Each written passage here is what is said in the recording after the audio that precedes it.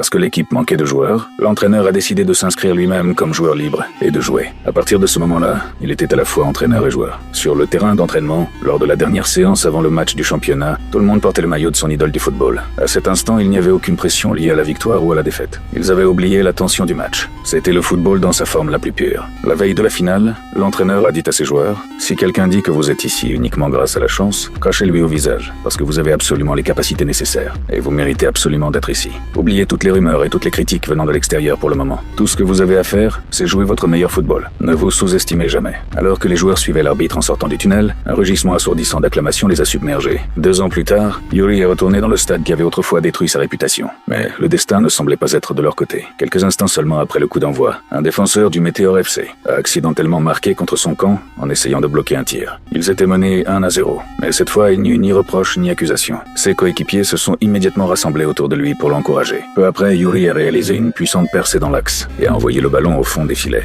Mais avant qu'il ne puisse célébrer, l'arbitre a sifflé. Yuri a été signalé hors jeu et le but a été refusé. Pour aggraver encore la situation, l'arbitre a également montré un carton jaune à Yuri pour avoir contesté la décision. Au fil du match, le Spartak a progressivement pris le contrôle du jeu. Juste avant la mi-temps, ils ont marqué une nouvelle fois. Le score est passé à 2-0. Le Média FC faisait face à une défaite imminente. À la mi-temps, l'ambiance dans le vestiaire était extrêmement tendue. Yuri a motivé ses coéquipiers, en leur rappelant le célèbre miracle d'Istanbul. L'entraîneur adjoint a également utilisé sa propre méthode originale pour détendre l'atmosphère et aider les joueurs à se relaxer. Pendant ce temps, Laura est allée parler à l'arbitre.